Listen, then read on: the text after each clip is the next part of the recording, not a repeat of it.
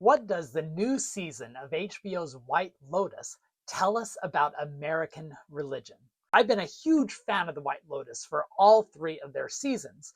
And as the third season was announced, and it was said that Mike White, the showrunner, was going to be focusing on religion and taking the White Lotus franchise to Thailand, I was excited. But while I expected that there would be meditations on death and belonging and Buddhism, and there certainly is that, there's also a lot in this series about American religious history. And in fact, I would argue that you could look at a lot of the main characters, and they are presenting an allegory on the variety of American religious identities and expressions over the last few decades. Let me walk you through some of the characters to show you what I mean.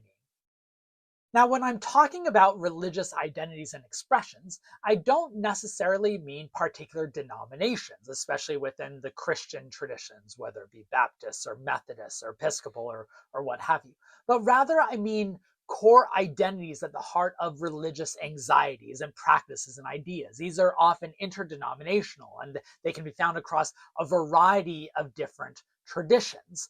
They can be rooted in political ideas or social groups or in geographic regions. Let me give you a few examples. Now, we have Kate, who is one of the three women friends who are reuniting in White Lotus, and things are going great with them. She represents MAGA Christianity in modern America. Not that she's this outright MAGA troll presenting her politics on others. Rather, she kind of reflects as a more sedated, laid back, still culturally superior sense. But remember, Kate joined her Christian church when she moved to Austin. She was telling her friends this over dinner. And she was blown away by how nice they were and how she was able to fit in.